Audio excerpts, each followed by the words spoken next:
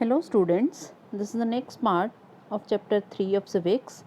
The name of chapter is the judiciary. In previous video you came to know about a Supreme Court of India, and now let's learn about the high courts in India.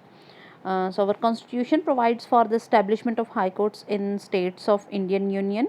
That means constitution gives the permission to establish high courts in different states, and parliament may establish a common high court for two or more states. A union territory may have a separate high court of its own, like Delhi is having. There is Delhi high court, and Delhi is a union territory. uh, you already know that Punjab is having Punjab and Haryana high court shared by Punjab, Haryana and Chandigarh union territory. Okay, so composition. High court consists of one chief justice, and number of judges in high court is also like Supreme Court. It is also, the number of judges in high court also are fixed by a parliamentary decision, right? When I say parliament decision, means it's not a decision of one or two person, it is a decision of upper house as well as lower house. Upper house means Rajya Sabha, lower house means Lok Sabha of Indian Parliament. So it is a collective decision of all the members. Number of judges are fixed by parliament from time to time. The Chief Justice of a High Court in India is appointed by President in consultation with the Chief Justice of Supreme Court and the Governor of the state concerned. So keep in mind that when a Chief Justice is to be appointed in any High Court, the decision is taken by President in consultation with the Chief Justice of Supreme Court, or also, which is also known as Chief Justice of India, and Governor of that state in which the judge is to be appointed, Chief Judge is to be appointed.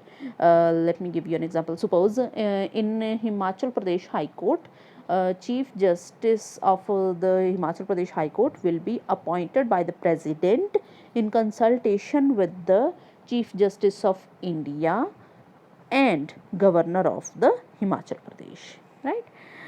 So the other judges of the High Court are appointed by President, but after consultation with Chief Justice of that High Court, and then Supreme Court, and also the Governor of the state concerned. So what is the qualification of the High Court judges? If someone want to be a judge in High Court, then what qualification he or she must have? So first thing is, he should be an Indian citizen. Then he should have worked as a judge in any court in India for not less than 10 years. That means experience as a judge should be at least 10 years in any court.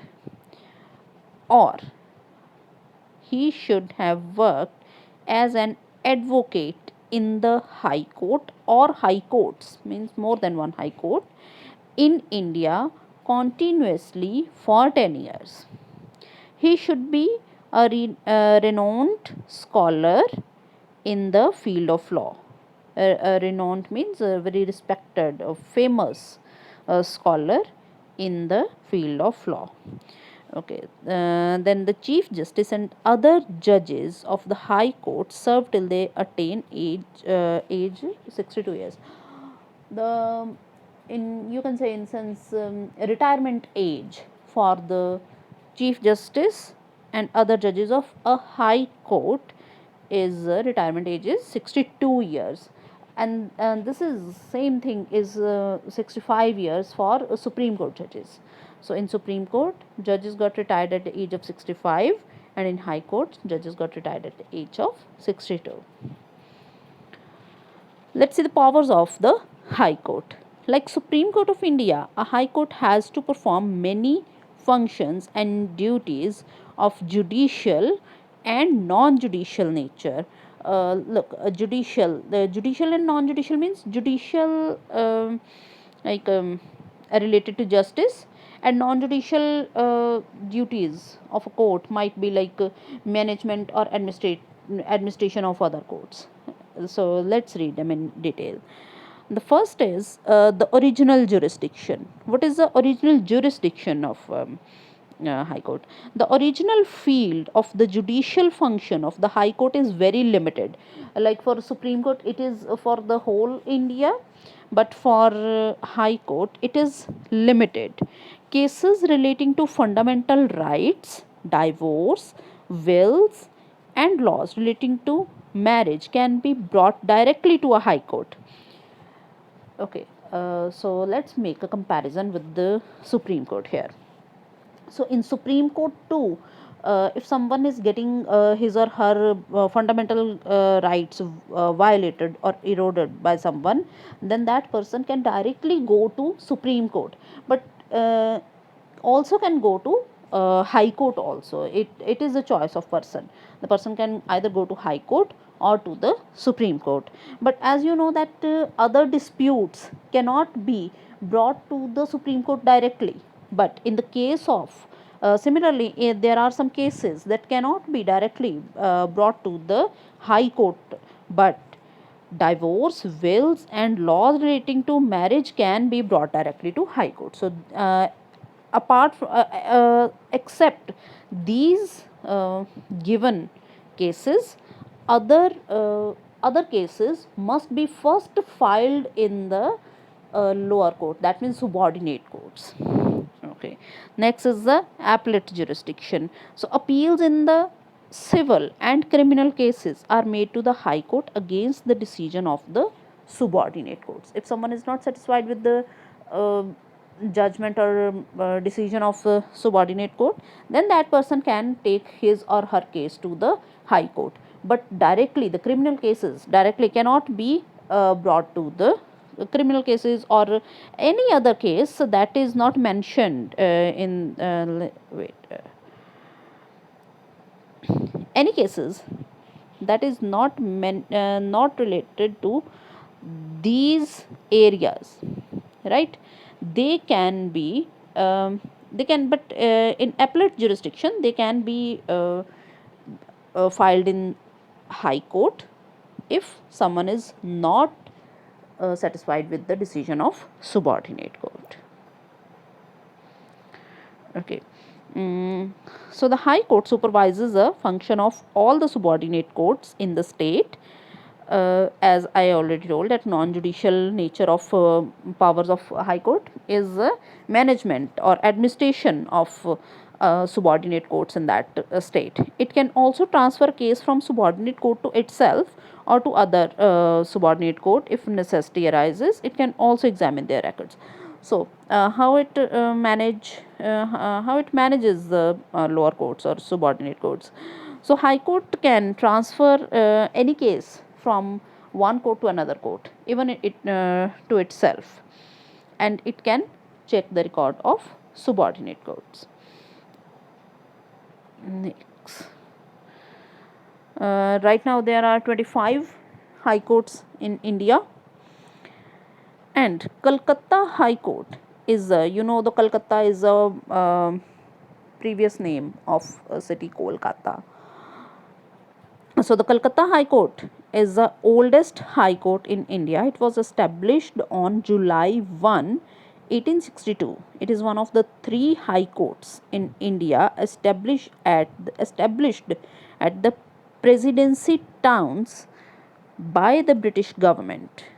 Other two are Bombay High Court and Madras High Court. Calcutta High Court has the jurisdiction over the state of West Bengal and Andaman and Nicobar Islands. So you can understand what is the jurisdiction of a court. Jurisdiction means the area of that court, from where cases can be filed in that High Court. So if someone is belonging to the state of Bihar, that person will not file case in Calcutta High Court. So West Bengal is having the jurisdiction over Calcutta High Court is having the jurisdiction over the state of West Bengal and Andaman and Nicobar Island. Okay, we told about the writs in the Supreme Court section when we were reading about writs. Let me show you. Look, here we read that it issues writs for this purpose. For what purpose? To guard the fundamental rights. To guard fundamental rights, Supreme Court can issue the writs. Now we will learn about these writs. Supreme Court and High Courts protect the fundamental rights. So both Supreme Court and High Court protects the fundamental rights from being eroded or abridged or infringed upon by any person, group of persons, or the state itself. When I say state itself, it means any government department or any agency of the government, right? So that we say as a state. If any department of government is exploiting someone, that means we will say that state is exploiting someone. Okay, so there are 5 different before that, let me tell you, there are 7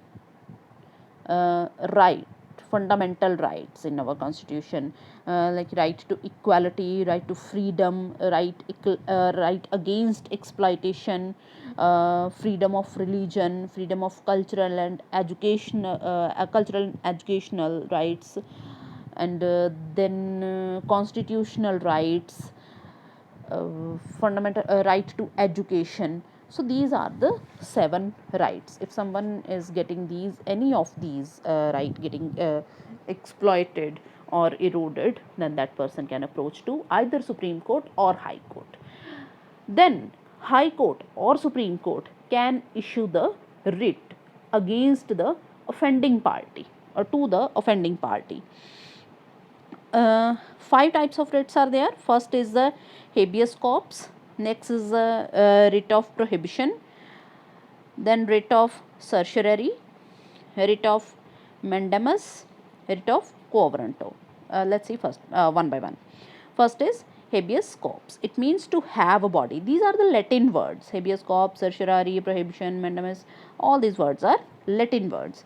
So it to have a body, it means, first word habeas corpus mean to have a body. By issuing such a writ, the court can get the body of any person released. In the sense, body of person means person released, to person released, if it has been unlawfully captured by any person or a group of person or by the state. The writ is thus a great safeguard for the personal freedom of citizen. So we have freedom, right to freedom.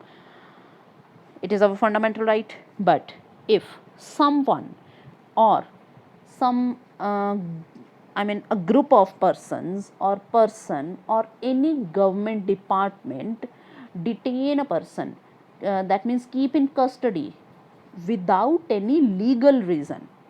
Keep in mind, if someone arrest or capture or detain a person without any legal reason, then relative of that person or friends or anyone related to that person or someone can directly go to Supreme Court or High Court and demand the release of the person detained, and court will issue a writ to the offending party to immediately release that person, and this type of writ is known as habeas corpus.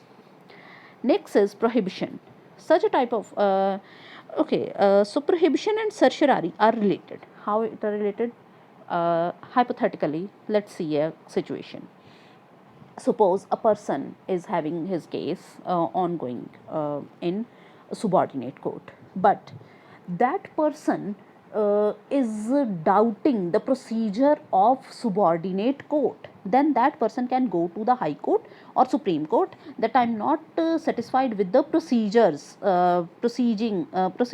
of the lower court, please do something. That court, High Court or Supreme Court will issue an order, that is a writ, to lower court, and that will be known as the writ of prohibition. But if someone is not satisfied with the result or judgment of lower court, then that person can go to the high court or supreme court that this is wrong with this decision, and if court find it genuine, then it can declare the judgment of lower court as invalid, right? In that case it will be a writ of certiorari. So after the judgment, if it is declared invalid, it is a writ of certiorari.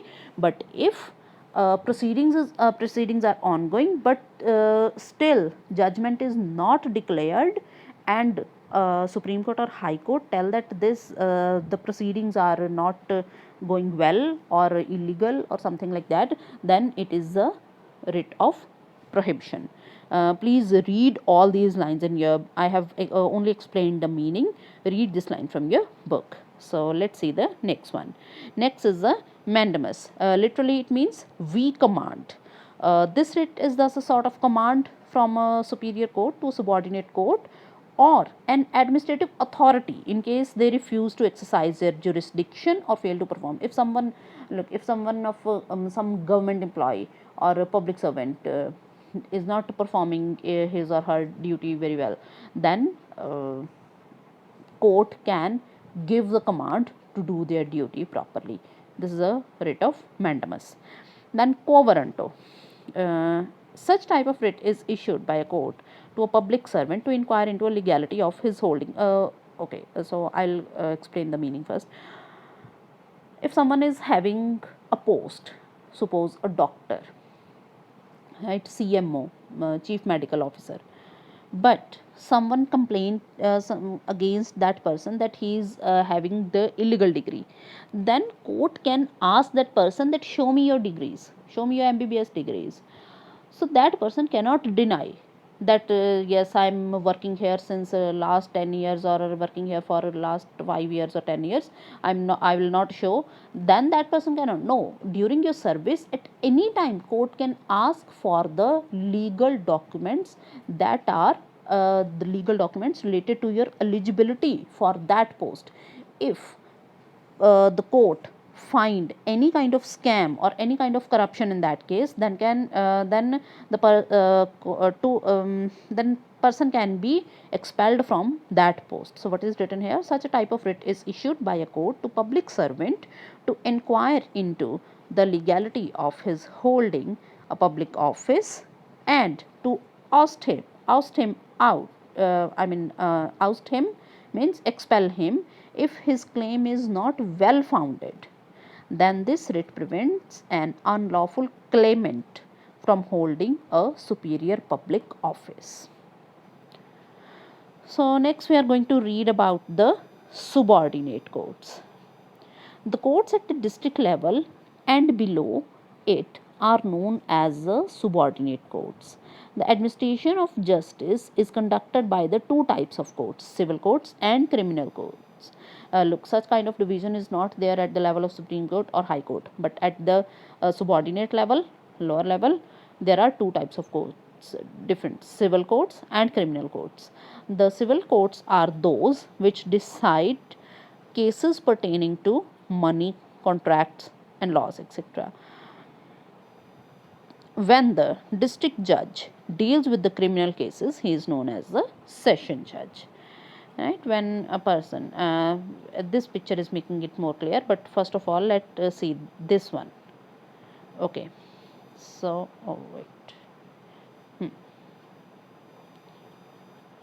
so this is a diagram that is showing you at the top level is Supreme Court, then is a High Court here. Then Chief Justice is appointed by the President after consultation with the Chief Justice of the Supreme Court and the Governor of the state concerned. We have already read it. Then subordinate courts. Look, these subordinate courts are divided into two parts. This is one is the civil court and next is the criminal court. In the case of civil court, there is a district judge. In the case of criminal courts, there is a session judge. Let's see here the second diagram here. Okay, so subordinate courts. In subordinate court, how it is how the work is done. Session court is there and civil court. Session court means court related to the criminal cases, and another one is a civil court. Here is a session judge court, right? Then there is additional session judge court, and then first class magistrates court, then second class magistrates court. Then in civil cases, district judge court, additional district judge court, sub judge court, munsif's court, and tahsildar courts. You know that criminal cases means when someone has committed the crime like killing, theft, robbery, right? And the civil cases are related to the general disputes of the public. Here is one another thing here, consumer courts. So few years back, parliament parliament has decided to establish the consumer courts. What are they? They have also been set up in our country. So our country is having consumer courts also. These courts deal with the consumer complaints. Consumer complaints, when we are buying something, we are giving our money, right? But if we don't find that I mean, if you don't find the value of money, if product is not good, I mean someone has deceived us, then we can go to consumer court. These courts deal with the consumer complaints. The consumer does not need to hire a lawyer. There's no need to hire a lawyer there. She can present the case. The person can present the case is that this is the product that I bought, and this is the money I paid, but this is my problem that I don't get it properly. So in that case, a nominal fee is charged, no doubt. Nominal means very minor fee is charged for such cases. Another important concept is Lok Adalats. So what is a Lok Adalat? Lok Adalat means a people's court. The Lok Adalat is a voluntary means that do the job on their own wish, voluntary forum which settles dispute between the conflicting groups. If someone is having minor disputes, then they are settled down in the Lok Adalats. These Lok Adalats have proved very effective in providing speedy justice to people. Look, time doesn't get wasted while filing the case, then hiring the lawyer, and all the procedures. It is very speedy work. They provide justice without much expenditure. The first Lok Adalat was organized at Junagadh, Gujarat in October 1982. The work of the Lok Adalats is managed by the retired judicial officers. The disputing parties are encouraged to settle down their disputes. This